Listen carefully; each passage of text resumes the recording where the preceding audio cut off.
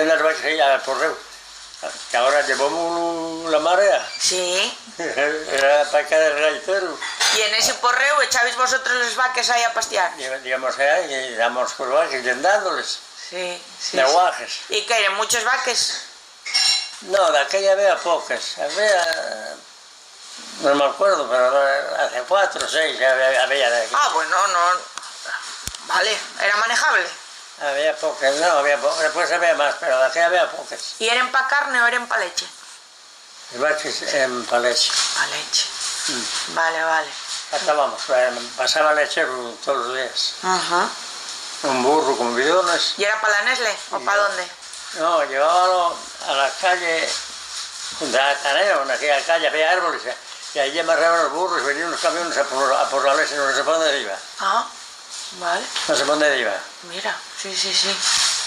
Había burros, agarraban un paisano de ellos, llevaba 3 burros, o sea, 6 bidones bajaba de leche. Bueno, oye. Bajaba de arriba por ahí, todo y hasta la villa cogiendo leche.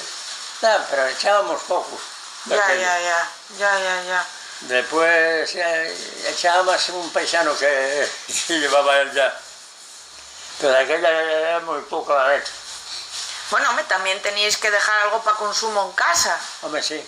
¿O teníais una vaca concreta que era la de casa? No, bueno, sabíamos cuál había que catar para casa. Ah. Pero había poca leche. Daban poca leche, era poca leche en aquella. Vale.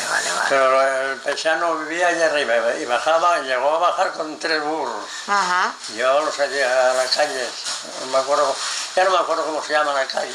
¿La calle donde la tenemos? ¿La Madalena? ¿Puede ser? No sé, yo no me acuerdo. No me acuerdo, perdí la memoria de tampoco. Claro. Y bueno, y que eran vacas de poca leche, no eran vacas corrientes. Ya, sí. Después hubo vacas buenas. ¿Tuvisteis vacas buenas, sí? Después sí, después daban 20 litros o más. Bueno, joime, eso ya... Después sí, pero de aquella no había nada que prestaran. ¿Y teníais algo más de ganado, en plan de gallines, gochos o no? Sí, gocho, sí, todos los años más. Gocho todos los años, ¿eh? Gallines, yo no sé qué más había. ¿Vendíais huevos o era de consumo?